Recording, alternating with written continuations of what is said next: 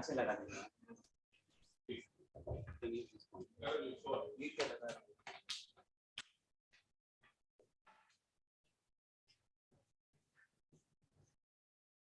Good afternoon, everyone. So today I'll be taking up Bhadarana's criticism of Sankhya, that is chapter 2, part 2, 1 to 2. And I have taken translation from the family, Brahmasu Shankara Bhashya, and my reason for choosing him next month in the video. And my reason for choosing him is that is the only translation where I found Sanskrit beside English. Otherwise, most of the time we get only English, and we don't get both Sanskrit and English. And Pamali is the only one which has got both Sanskrit and English. And I will be also referring to Sankhya philosophy, and I have chosen Nandalal Sinha Sankhya philosophy, because it has got most of the books that we generally study for Sankhya philosophy. That is Sankhya Pravachana Sutram, then Tattva Samasa, Sankhya Karika, and Panchachika Sutra. So that is the reason. And why I am quoting Sankhya is that some of us are not very much acquainted with Sankhya. So when Shankara is criticizing, I just wanted to show in my slides what it is that he is criticizing. So in order to show it, I am quoting from mostly from Sankhya Pravachana Sutra and sometimes from Sankhya Karika. So let us begin. The first sutra, and that which is in part, namely the pradhana of the Sankhya, is not the cause of the world, for creation is impossible for me. And now just I should have said it before I begin. I actually made 137 slides, which I don't think is possible to show here.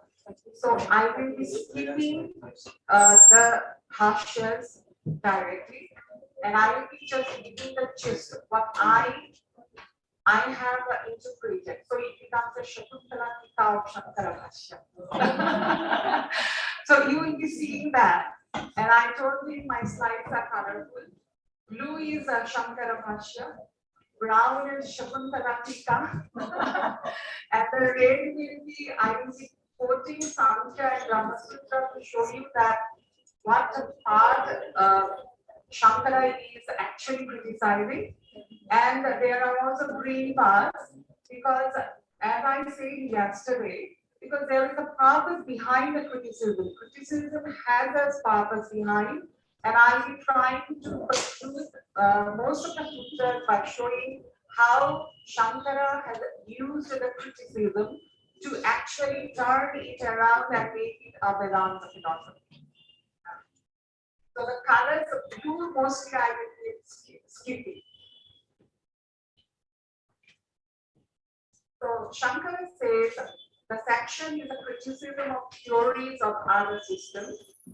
Shankara says that the primary purpose of Vedanta system is the determining meaning of Upanishadic text or Vedanta, which is supposed to lead to perception of a reality. However, he acknowledges the necessity of criticizing opponents' views. The reason he adduces for criticizing is that these are incorrect views. That is, they will lead people astray from the path to reality. So actually, Shankara say, why does he criticize? He gives the reason that unless and until we reject some of the views, then we will not come to the right view. And for Shankara, Vedanta system is the right view. So that is the necessity of criticizing. And that is why this pada is there as a criticism of the system. Because it means other systems are going to lead us astray from our realization of reality. So next is what Bhaksha is saying. Shankara says that the Sankhya may argue that one simply needs to state one's own interpretation considered as correct for leading one to perception of reality. There is really no need for any criticism. So Purva Paksha might say, that is what Shankara is saying, that there is no need of any criticism. We can directly state our view, and one will understand what Vedanta says. Then why are you criticizing? So, Samadhana, Shankara is saying, Shankara admits that it is in fact the case that one just needs to place down the correct interpretation of Upanishads for helping one to perceive reality. However, he says that criticism is necessary and that there is the danger of the systems being believable. So he doesn't want other systems to become believable. In Vedanta Sutras of Badarayana, the Sankhya and the Yoga come in for criticism in greater detail than other systems. We get to see more clearly the reasons for this, as Shankara quotes passages from Svetasvatara in his commentary on Brahmasutra 213. Shankara points out that there is possibility of thinking them to be valid, as Vedanta refers to terms of Sankhya and Yoga as a leading man to liberation. Now, his criticism is a lot more, and even Badarayana's, against a Sankhya than any other system. You must have noticed it. And the reason actually, I feel, is that because the Sankhya and the Yoga occurs in Shvetashvatara, that is a Vedanta. So if it occurs, then there is every reason for Sankhya and Yoga to say that we are believable. And that is why the criticism is more, to show that the Vedanta that refers to Sankhya and Yoga are not the Sankhya and Yoga systems. And why am I saying it? Actually, it's already there in Brahmasutra. I'm just quoting from Brahmasutra Bhashya. The system of the Sankhya and the Yoga are well known in the world as a means of the attainment of the highest goal of human life. They have been accepted by man of virtue and are supported by suggestive Vedic expressions such as one is liberated from all fetters on realizing him, who is at the core of everything and is realizable through the Sankhya and the Yoga. And you will see the last line of the quotation. One is liberated from all fetters on realizing him who is the core of everything.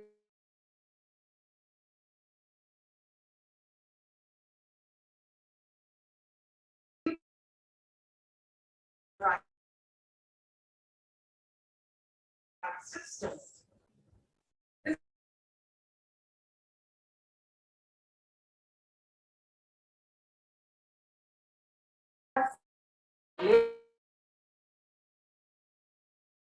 Related to by Sankhya and Yoga that one can attain liberation.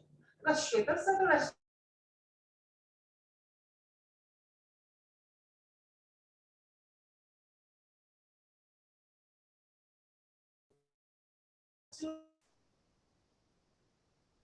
so that is why he has Shvetasvatara is not the Sankhya system of the Yoga. Shankara is unbending in showing that Sankhya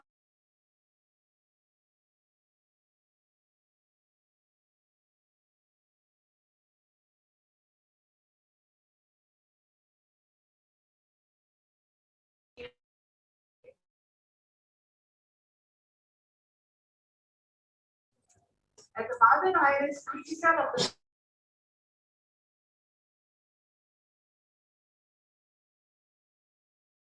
the advanced system. This leads him to interpret the terms of Sankhya and Yoga to mean not as a system, but as meaning knowledge or meditation. So here we come.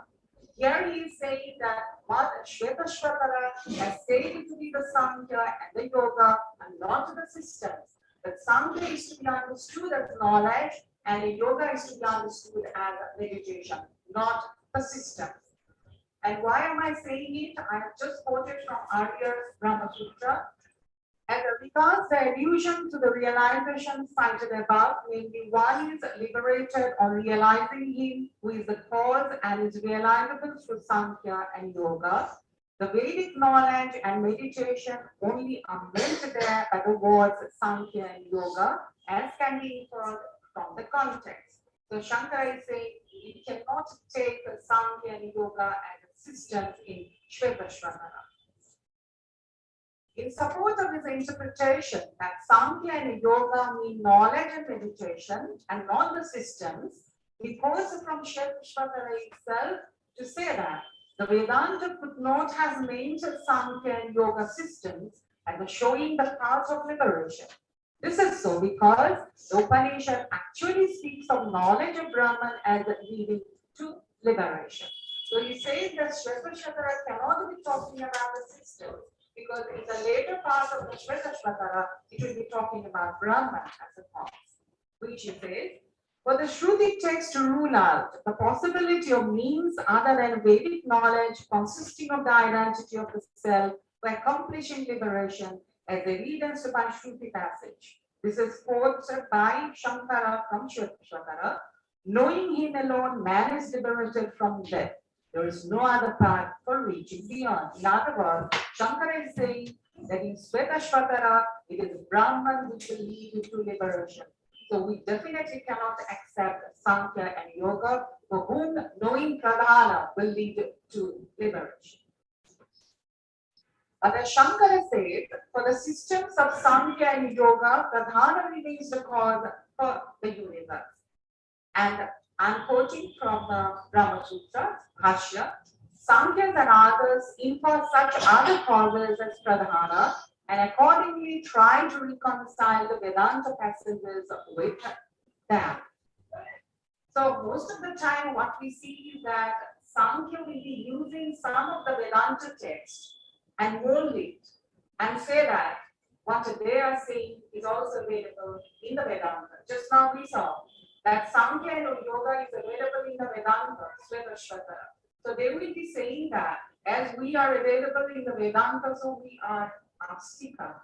And Shankara is actually saying that you do not follow the Vedas. All right. Here we will be finding that we will be trying to show that we are not followers of Vedanta. So, in a way, not Astika.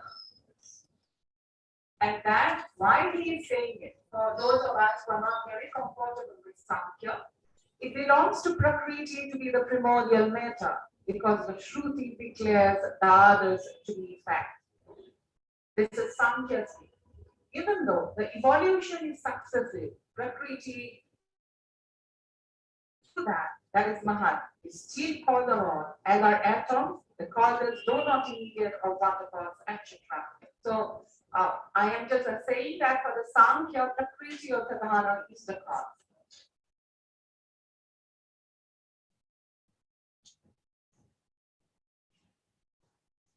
Which one? 30. Yeah, I think 14 now. 14 is fine. Now, Shankar is calling attention to the thesis Sankhya mentions as the ground of Vedanta for conjecture in all the universe and fact. So, where actually Shankar is using the Vedanta text? So, actually, they will be showing, or rather, Sankhya shows that the Vedanta system or the Vedanta itself and Sankhya are similar because both of them, the Vedanta and the Sankhya, are concluding something about the cause or the basis of the effect. Shankara says, in all the Vedanta passages, they say, that is Sankhya says, insofar as they related to creation of the universe, the cause has to be concluded on the basis of the effect through inference. So Vedanta admits that we go to the cause through the effect, right? And from yesterday also I quoted from Chandrika that yes, it is available that in the Upanishads that we go to the cause only from the effect. That is the only way to go to the cause through the effect. Knowing the effect, discarding and then going to the cause. I will not be reading the quote. I read it yesterday. I think you are already acquainted with that. The Sankhya too, in fact, takes into consideration effect for their conclusion about Pradhana and the cause of the universe. So this is the similarity of Sankhya and Vedanta. Both of them go to the cause with the help of the effect. And that's why Shankara is saying it. This is what I am quoting. I will just reading one quotation. From extreme fineness is the non-apprehension of Prakriti and not from her non-existence because there is apprehension of her from effect. So Sankhya also says that we apprehend the cause through the effect. And Vedanta, which I quoted from Chandrakya, also says that we apprehend the cause only through the effect. However, the cause arrived at by Vedanta and Sankhya are very different. That is what Shankara is saying. Shankara refers to the fact of Sankhya thinkers a citation of Vedanta text that facilitates their thought to consider themselves valid in arriving at Pradhana, the cause of the universe. Shankara admits that yes, some Vedanta text may be interpreted in such a way that it will lead to Pradhana, and Sankhya is actually using it. So the passage that can be used, that is what Shankara is citing. Yet the Sankhya, holding the view that non-intelligent pradhana constituted by the three modes of nature, gunas, is the cause of the universe, asserts as follows. All the Vedanta passages which proclaim the omniscient, omnipotent Brahman to be the cause of the universe, and the new Vedantians have just said, can possibly be interpreted also on the basis of pradhana being the cause. Omnipotence belongs fittingly to pradhana also, insofar as it relates to objects of its modification. Omniscience also belongs to it. How? That which you think to be knowledge is but an attribute of sattvic quality, is evidenced by the Smriti passage from Sattva knowledge is born. So Shankara is trying to help us to see that which passages are interpreted by Sankhya in support of their theory that Pradhana is the cause and not Brahma. The passage is that omniscience belongs to Pradhana. And Vedanta also says that the cause is omniscient. So Vedanta says the cause is omniscient, and they are also saying omniscience belongs to Pradhana. Now, how do we say it? So they are quoting from Sattva knowledge is born. That is Gita, right? From Sattva knowledge is born. So, and Gita is a Vedantic text. And what Sankhya says, virtue, etc., are Mahaspada. And those of you who are not very much aware, they say that Mahat has got 8 bhavas. And out of the 8 bhavas, 4 are sattvika bhavas and 4 are tamasika bhavas. And out of the sattvika bhavas, it is virtue, and 1 is also wisdom, that is omniscience. So omniscience, according to the Sankhya, belongs to Pradhana.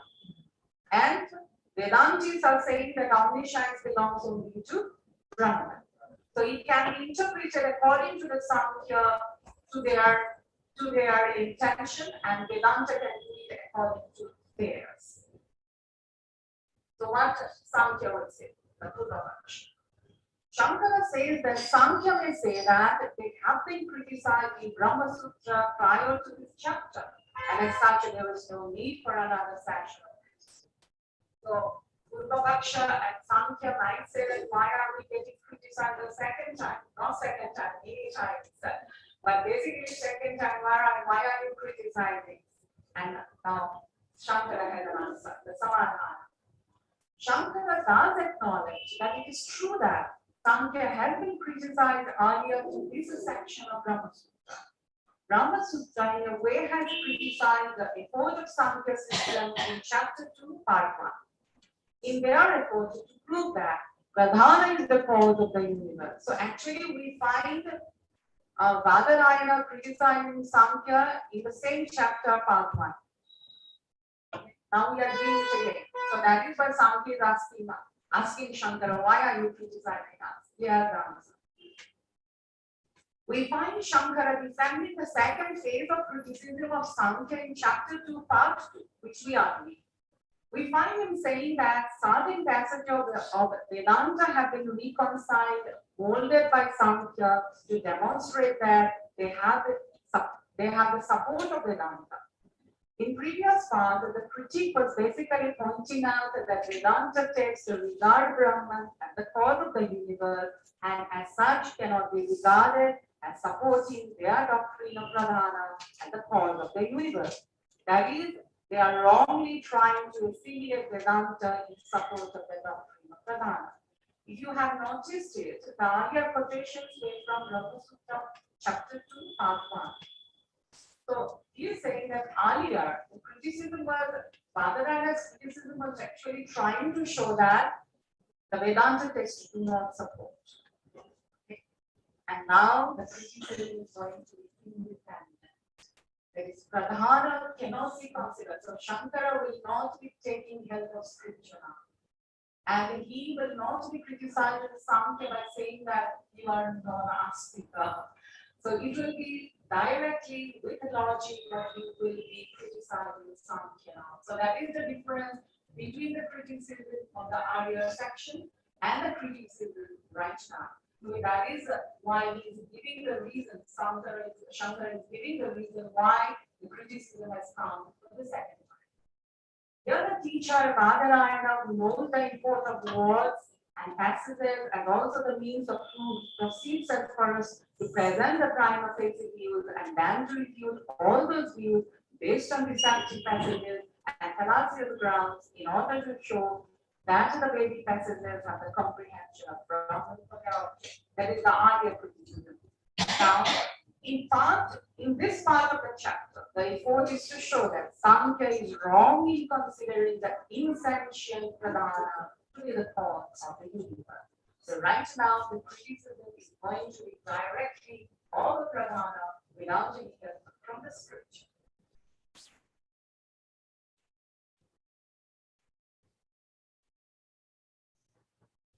Shankara continues. Shankara is saying that Samkhya are arguing on the basis of illustration from ordinary life. So Samkhya doesn't take help from Vedanta. So they are illustrating cases from ordinary life. So most of the time, Samkhya illustrations are from ordinary life. And we will see that Shankara will also pick up illustrations from ordinary life and he's going to refute now. But a little later. That is, ordinarily, it is observed that the effect and cause are made of the same stuff. That is what we observe. Shankara is now pointing out that the Samkhya claims Pradhana to be the cause of the universe as being constituted by three gunas on the basis of the effect. That is, the manifested world being perceived as being made of these three gunas. Furthermore, the effect of being perceived as insentient, the cause of Pradhana must also be considered as insentient. So Samkhya are arguing on the basis of ordinary life. First, we observe it in our normal ordinary life that there are three things every time we observe it: pleasure, pain, and indifference, and the cognition, the movement, and the inertia. So if we observe it in our daily life, then it also must be there in the cause, which is imperceptible. So this is what Samkhya is saying on the one hand, the example from ordinary life, and the second is that the effect being perceived as insentient, the cause Pradhana must also be insentient. So from ordinary experience, so Samkhya is drawing two conclusions: that everything must be having three gunas, so cause also must be having three gunas, and second, that effects are insentient, so cause also must be insentient. It is there in Samkhya. So I'm quoting from there for those of you who are not comfortable with Samkhya. The manifest is constituted by three gunas, is a non-discriminated, objective, common, non-intelligent, prolific. So also is a Pradhana. So Shankara is saying what is there in Karika. To both Prakriti and her products belong the characteristic of being constituted by the three gunas, being unconscious, etc. This is from Pravachana. Shankara continues. Moreover, Shankara says that they argue that this Pradhana evolves itself for particular purposes which are enjoyment and liberation of Purusha. So Shankara is also arguing on the basis of common experience that everything is for the purpose of Purusha. That is one of the arguments of Samkhya. However, as they assert Pradhana to be unintelligent, they attribute such evolution to the nature of Pradhana. So they are saying that it is for the purpose of Purusha, but also they say that it is insentient. Now, if it is insentient, why Pradhana will be doing it? It is in the nature of Pradhana. So Pradhana automatically does it. It does not have a motive. It is in the nature of Pradhana. And it is where it sounds. Creation by Prakriti, even though it is spontaneous, so it is spontaneous, is for the sake of Purusha, because she is not experienced. As is the case with the carrying of the saffron at the camel. So camel carries the saffron or anything. It doesn't know that it is carrying from a master. So similarly, the Pradhana also acts without knowing that it is for a purpose. It's in the nature. Although Prakriti is not directed by another to act, yet the rising against express to have been supported. So she does it for a purpose, but without knowing. She is not aware. Shankara continues. Shankara criticizes Samkhya on their own logic, as the Badarayana, according to him, wanted to do. He bases his arguments on their illustration from common parlance. So you could pick up from common parlance example and you will be repeating Samkhya. They have argued that ordinarily one sees that nature of effect and cause are the same. And as the manifested is with the three gunas, the cause also must be so. However, Shankara says that common experience also shows that without there being someone intelligent to guide an unintelligent, organization of unintelligent for the purpose of the intelligent doesn't occur. So if a Samkhya is arguing that the effect is insentient, so the cause will be insentient, then Shankara is saying, why are they not arguing that insentient gets organized only with the help of something sentient? So in ordinary life, we see that we organize. Sentient always organized. So why are they not using that example? Why are they stopping with partial? And if this is so, in ordinary cases like mansion, cultures, etc., it should be more the case with individuals where sense organs are so nicely arranged for endurance. But insentient causes like clay, etc., are never seen to be capable for such a purposeful arrangement in ordinary life. We don't see it in ordinary life, then why are we doing it in case of Pradhana? Shankara continues to argue from ordinary experience. He is saying that in ordinary cases of production of a pot, one sees, besides the material clay, also the influence of water. He says that it is not mandatory to suppose that there is an external influence, which of course is intelligent in the production. So Shankara is saying that why are they not including an intelligent principle, because this is a very ordinary life. In fact, it says that Shruti is in support of an intelligent cause. So without the support of intelligent cause, thus it must be concluded that unintelligent being cannot be cause. Now, this green part, Shankara, I will be actually saying how this criticism is being used by Shankara for his own purpose. Shankara now has moved to establish his theory. And an unintelligent principle cannot be regarded as cause of something organized for the purpose of an intelligent being. It is Vedanta system which must be right. In their assertion that cause of the universe is intelligent. So by proving that unintelligent cannot be the cause, it is actually trying to show that intelligence is the cause. In other words, unintelligent principle being proved as incapable of creating, it must be accepted that it is intelligent, which is the cause of the universe. So now, no shooting left. He's arguing, if the cause is not unintelligent, it must be intelligent. And this is what should be without that one. So here the logic is without any background. Shankara continues. Shankara further uses the term also, which we find in Sutra, that there is another criticism. The term also also implies that there is in fact a low ground for inferring pradhana as the cause. It continues to argue from ordinary experience. What we see is that happiness and sound, etc., do not, or rather cannot coexist. They belong to two different planes. Happiness are mental, while sound and are physical. That they do not coexist can be seen from the fact that while happiness is available, sound need not be. In other words, the physical and the mental cannot be assumed to coexist in phenomena. So, if sound is arguing from ordinary experience are to show that happiness and physical qualities coexist. Then why are we saying in pradhana it coexist? Happiness exists in the mind, and sound exists in the two locals for two different qualities. Why are they arguing that these two qualities belong to one pradhana? So they are contradicting themselves. That's what Shankara is showing. That sound is contradicting. Continues.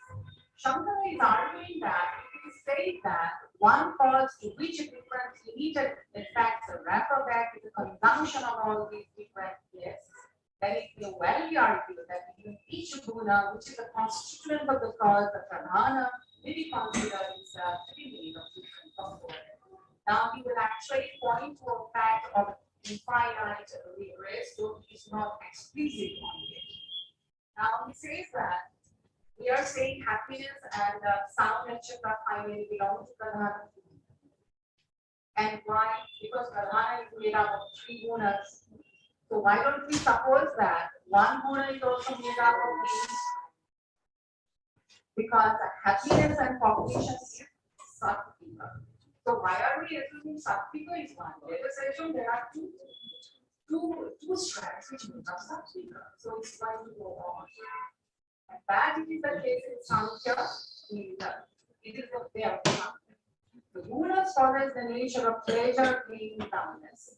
Serve the purpose of illumination, activity, and restraint. So there are two in every guna. So there is pleasure, illumination, pain, activity, dullness, and restraint. So why are you supposing there is only one guna from that? Let's suppose more guna. Furthermore, Shankara says that causal relationship cannot be used to argue that an insentient effect must have an insentient cause. For as he says, any meaningful or significant effect needs a sentient cause for its margin. But just because the effect is not showing its sentience, we cannot and are not supposed to assume that the cause is insentient. So here is a Sutra 1. Sutra 2. And pradhana can never be the cause owing to possible of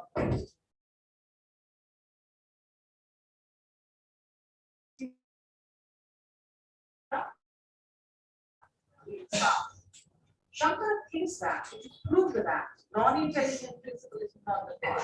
It moves down to criticize the very possibility of bringing in production by pradhana by itself. So he tried to show that pradhana independently cannot work. So in the sutra, he is going to show that it cannot work independently. The Sankhya says it works independently. Let's see. Or the spontaneous activity of Prakriti is proved in the spontaneous acts of time in the life of sea. So it agrees, or Sankhya says of spontaneous activity, it says that pradhana does not need any help. Now Shankara said that according to Sankhya, Prakriti or pradhana acts independently. That's what he says. Shankara uses the examples like Sankhya themselves, common examples, clay and Shavya, and argues that activities in insentient thing is not seen when it is not guided by sentient creatures. He now argues that as this is the case in observed instances, the same should apply to those cases where observation is not possible. That is, the guna. For, as the Sankhya holds, knowledge of imperceptible is true inference. So he is now saying, Sankhya themselves are saying that from the impact we go to the cause. And what we see in ordinary parlance is that everything insentient is working in a level of ascension. So if that is the case, let's go like that. Even in the case of that which is not perceptible. The knowledge of imperceptible things is by means of inference, as is the case of a fire by means of smoke. So as we are inferring the imperceptible, so let us infer here also. Therefore, it must be concluded that change of the gunas affirmed by the Sankhya, and I'm just quoting from, I'll continue with the Shankara, then I'll come back to Sankhya. It must be concluded that change of the gunas affirmed by the Sankhya, equilibrium resulting in production is not possible for Pradhana to initiate without the guidance of intelligent beings. So he's saying that Pradhana we know, and this is what I'm quoting here, the twofold effect by means of equilibrium and inequilibrium. So when it is equilibrium, we say it is Pradhana. When there is inequilibrium, we say it is a Vyakta, or the world. Prakriti is a state of quiescence of Sattva, Rajas, and Tamas. Now Shankara is saying that if it is an equilibrium state, that there is no production. And this equilibrium state to turn into inequilibrium immediately. Consequently, that insentient pradhana cannot be considered as a cause of the world. According to Shankara, Shankara points out how the Sankhya may argue that activity is not observed in case of sentient also. So Shankara is saying that Purva-Paksha may argue that and say that even in sentient principles there is no activity, as is the case with Brahman, or the self is not active. And Sankhya says so. Action is not a property of the self. Sankhya says and Vedanta says. Shankara replies that Shankara has no problem in admitting that activity cannot be seen in the sentient when it is alone. Yet, he points out that in the insentient, activity can be seen only when it is in union with the sentient. Shankara agrees with Sankhya that yes, no activity is available in Purusha. But it is only when Purusha is there, the activity can be there in that insentient. But these people are not saying that. That is where they are actually, they are coming in. So Purva-Paksha now says, Shankara sees it, Sankhya may say that activity is not a seen in sentient principle, even when in association with insentient. Be it in the form of inclination or as the locus of actual activity. But activity is seen in the insentient like a chariot. Thus, activity can be considered as belonging to the chariot and not to the sentient. So, Sankhya may argue that. Sankhya may say that, fine, you are saying that it is due to the sentient principle only there is activity in the insentient. But at least you see that activity is in the insentient. But even in union, activity is never seen in the sentient. So, sentient cannot be active. This is what Purva-Paksha may argue. That is what Shankara is saying. Action is not merely a matter of inference because he who stands very near has immediate intuition of it and the action is perceived.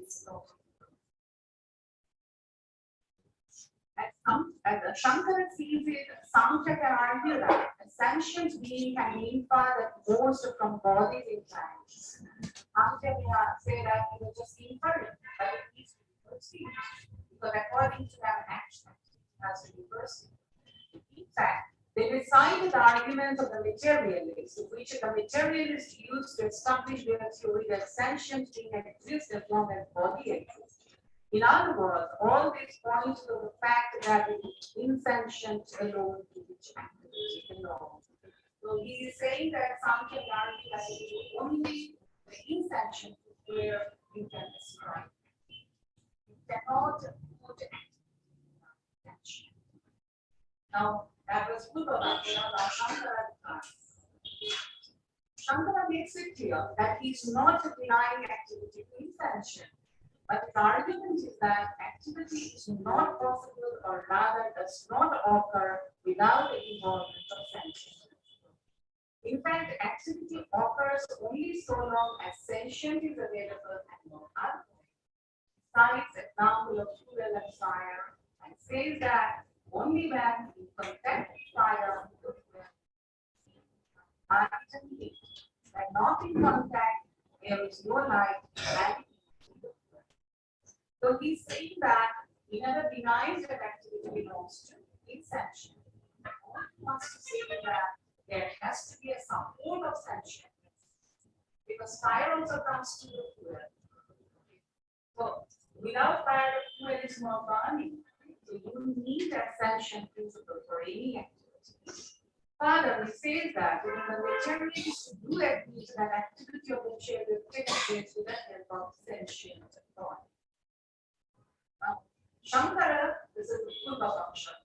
Shankara further sees the Sankhya arguing that as a Vedanta philosophy considers self to be pure consciousness, which without activity, it cannot consider self also to be the reason of sitting active.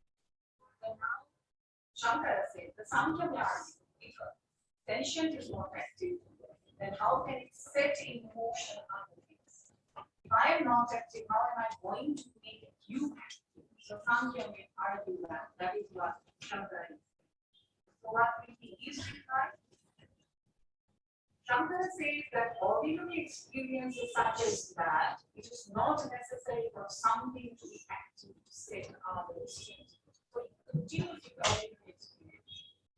It gives the example of magnet and current, which though themselves are not active, can, and in fact it does set active.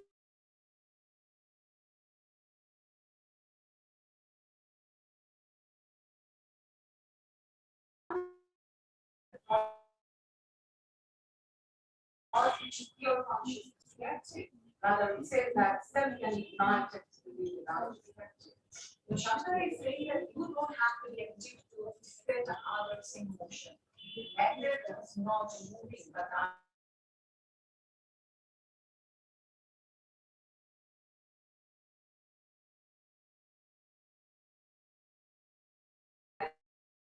that's what he's trying to say. Self is inactive, but it can set others in motion.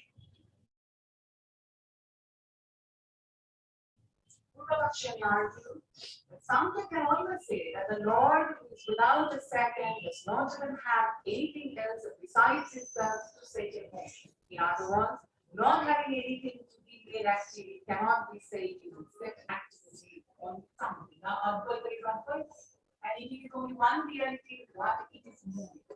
So that is what Sankhya may question. Sankhya may say that you are Advaita. And you are saying itself is inactive. Then what it is making move? Because there is nothing to be.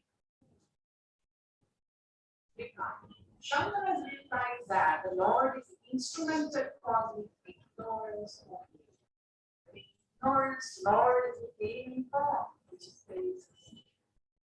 In other words, it is intelligent principle which is considered as the cause and not an insentient principle that is and due to the green one, now he is saying actually that it is only the ignorance that Brahman is the cause. And that's why I did yesterday.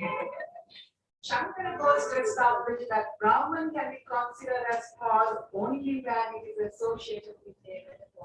Otherwise, there is nothing to move.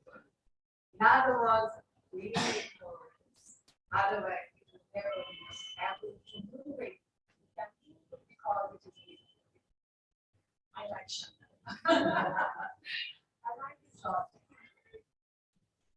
Let's go to Sutra. ICPR argues that Sadhana undergoes modification spontaneously like wind and water. Even there, it is on a hamster. So here we begin with Puravaksha. Shankara argues that the Sankhya says that the directed activity of graffiti is due to its inherent nature and not the human. For Hidayah, the activity of graffiti is spontaneous. It doesn't have to be modified in. And we do find it in Sankhya. So Shankara is not saying just like that.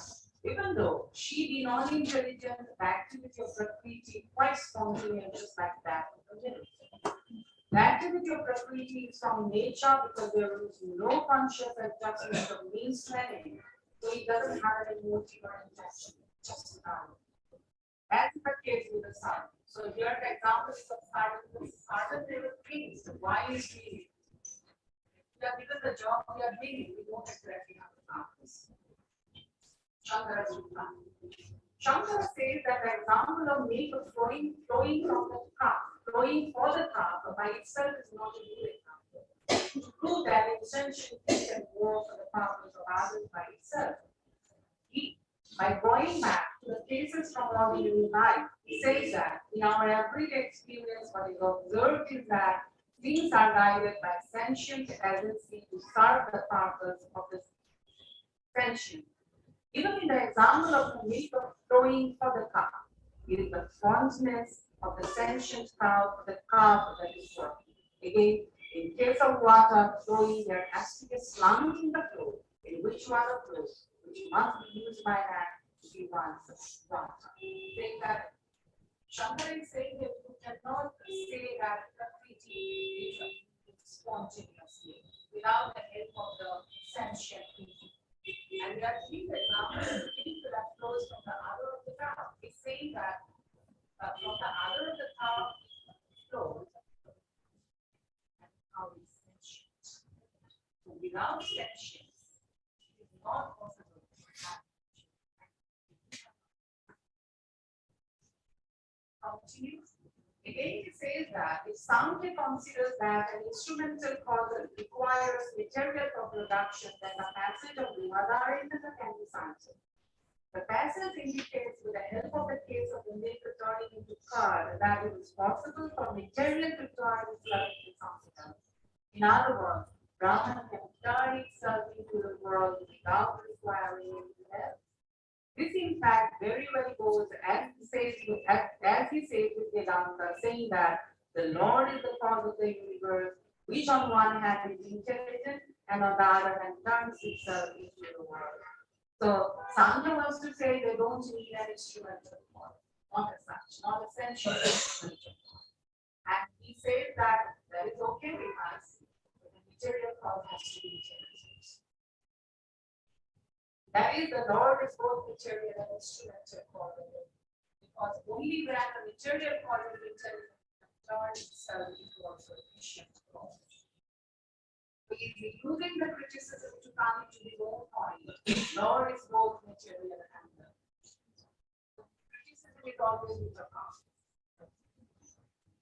So, Sutra 4. Others are short, only first one and the last one. And because the Pradhana is not dependent on anything else, it seems that there exists nothing external to it, there is nothing for it to rely on, or either setting itself correct or proving wrong. Shankara points out that the Sankhya is mere Pradhana, which is nothing more than the equilibrium state of the universe, which is responsible for the of creation. So we just continue with the same in a way. Prakriti is a state of quiescence of sattva.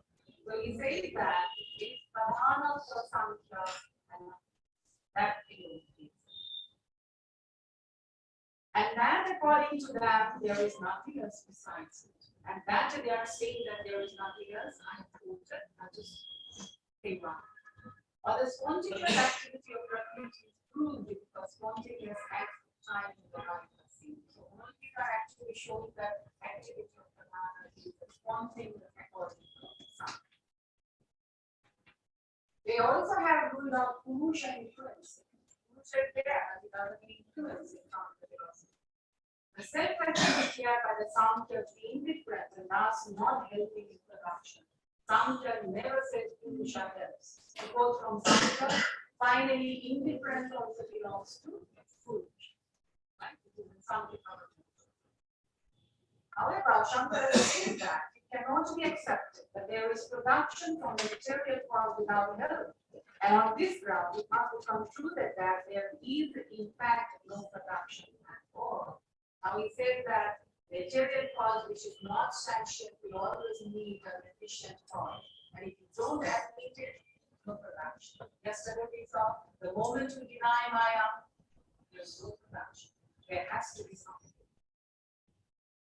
But Vedanta splits upon this Divikanti as all the creator is on one and all knowing, and on the other and all powerful with the Maya. So there is introducing Maya. Is considered as the father of the universe, both nature and efficient. Shankara was saying that without help creation is not possible in actually making way. But there being in reality no creation. Actually, he is trying to tell us that word creation. So he's starting the argument to his own side. And on the other hand, that is only because Brahman is endowed with Maya, that is Brahman of ignorance, imagined Brahman, that creation. So he's starting the criticism. So fine. You want to disperse for lunch? I don't know.